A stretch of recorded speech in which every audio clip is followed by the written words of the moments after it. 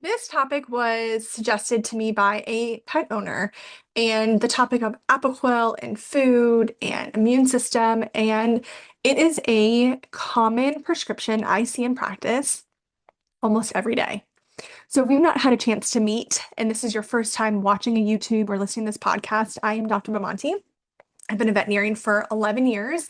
And of those 11 years, I've been traveling as a relief travel veterinarian for the past five. And I've practiced in several different states. I've been in over 75 different hospitals in all kinds of settings, which means I've seen a lot. And I see Apoquel being prescribed quite frequently, or a similar medication purpose, Cytopoint, which is an injection. And it has helped a lot of pets. I have seen a lot of pets do well with it. I also want people to know that it is also a Band-Aid. And while I'm happy that pets are getting resolution, and that's important for them to be comfortable, it's important for owners to sleep through the night. It's important for the allergies and the signs to be controlled. It is also just a temporary fix, and it's not getting to the root issue. And so if your dog's been itching or smells and you've been told it's allergies and you were given Apoquel, maybe it's worked. And I'm so happy for you because we do have to sometimes do temporary fixes to help in the immediate time frame. But what's happening underneath the surface? And so that's what I want to talk to you about today. And I have some notes so that I can keep all my thoughts really concise for you because there's a lot I do want to say about this. And who knows, maybe there'll be a part two. And so this is going to be about facts. It's going to be some about clinical relevance. There's not going to be a lot of fluff, and there's not going to be any fear here either today. And so Apoquel is a tool, just like many medications that we use. It's not a cure. Now, just like I'm thinking insulin, it's a tool. It doesn't cure diabetes, it helps manage it. And sometimes we don't get to the root cause, and sometimes we don't ever figure out what's going on. And we need tools. Sometimes they're long term, like insulin, and sometimes they're short term, like Apoquel. And sometimes some pets are on medications like Apoquel long term. And that's when I start to wonder what's going on here. This pet can't manage well and have a good quality of life or not have issues without the Apoquel versus like this sudden, maybe during pollen season. Why is a dog needing Apoquel long term? That's when I start to scratch my head and think, okay, what's going on here? And why are we not going deeper? And sometimes pet owners don't want to, and that's okay.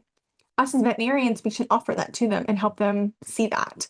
So I want to talk about what it's maybe doing, what it's not, and what we can think about doing differently. And so it doesn't just treat allergies, which is what it does. It also helps block part of your dog's immune system because allergies are an overactive immune system. Whether they're food allergies, whether they're contact, environmental allergies, that's the immune system being on hyperdrive because it is being elicited, it is being stimulated. And so that's what happens. And so Apoquel is a Janus kinase inhibitor. And what it does is it suppresses these cytokines and interleukins.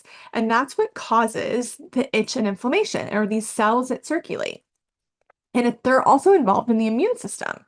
So when we shut off that signal, we're not shutting off the source of the problem. We're just shutting off the communication. So it's like, I'm actually looking at my windows right now and I'm looking at power lines. If you were to cut the power lines between the houses are still there, but you're stopping the communication between them. And so that's what this does. It stops that communication. It stops that signal that the dog is itchy, but that cause is still there. And so it can provide fast relief. I've seen dogs have immediate relief within like 48 hours, but it's not fixing the problem. It's treating the sign, or in human medicine, the symptom of the issue, but it's not getting to the root cause. Again, it's different for every dog.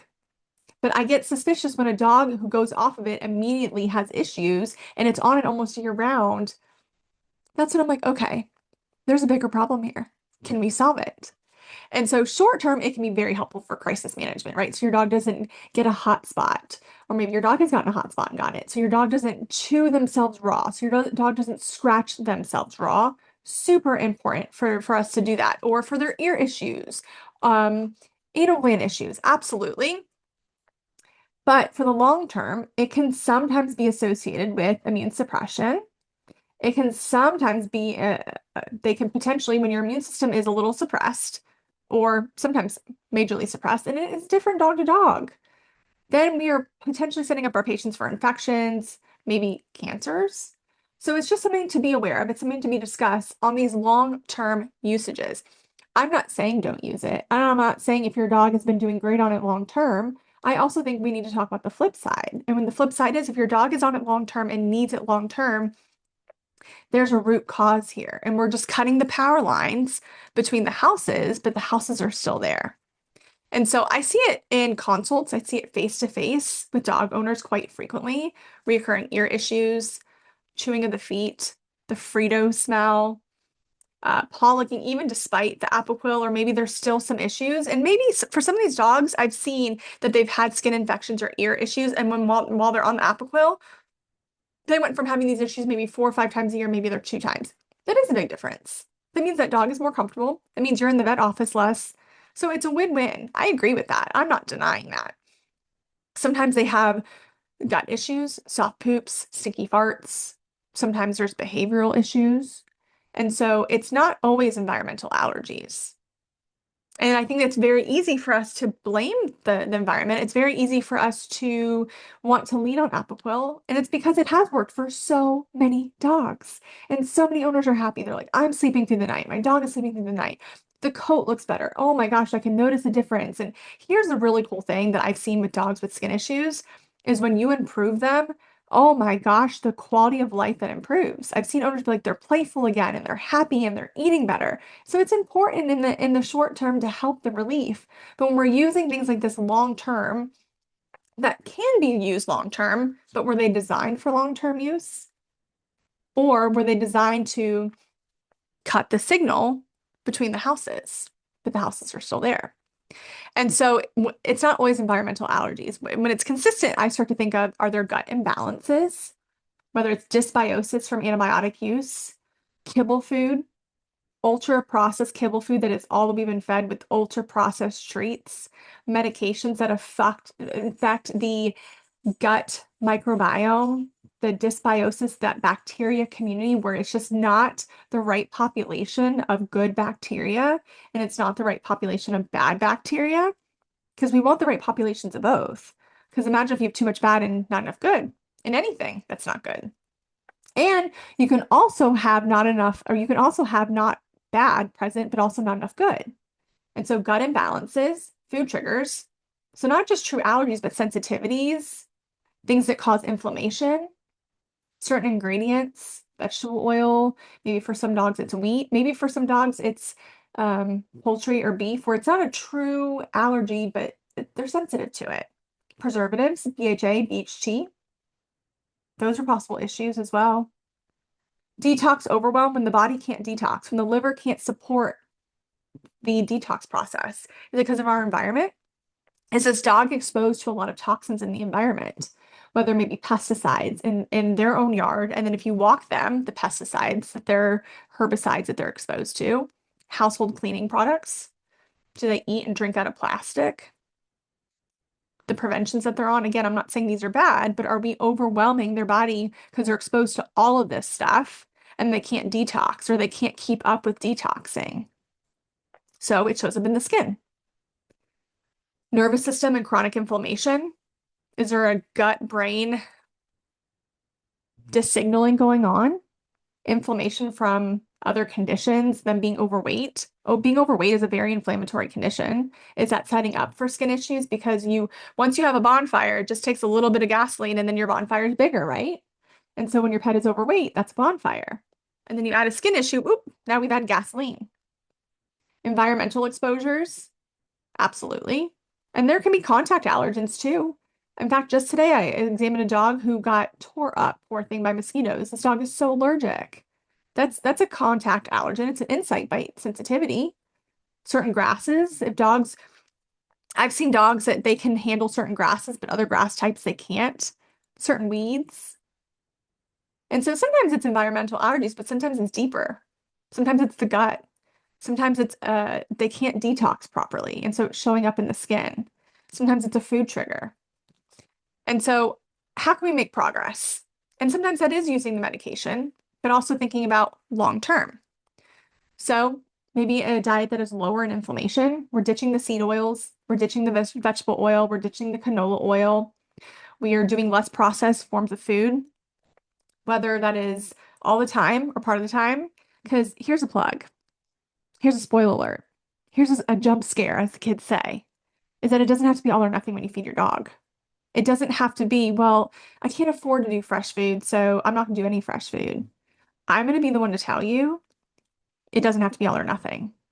As long as it's formulated for your dog to be nutrition and not a snack, it's okay. You don't have to do all or nothing. You can do half of their meal in a fresh food, less processed option like air dried, freeze dried. You can do that in the morning and do traditional kibble at night. It doesn't have to be all or nothing. So how we make process is by limiting the over-processed food, by limiting the food that has a lot of inflammation in it. And now some of this is pet specific, depending on the preservatives, depending on the ingredients. But overall, like looking at the preservatives, looking at the oils used, reading the ingredients, looking at it. Gut repair. That's how we start too. Do we do probiotics, digestive enzymes, prebiotics, colostrum? Do we test the gut to see where the gut's at with a microbiome test? Does the gut have too much bad bacteria? Does it not have enough good bacteria? We start there. Look at the gut. The gut has so much of the immune system. We should be looking there, especially if a dog is on Apoquel consistently.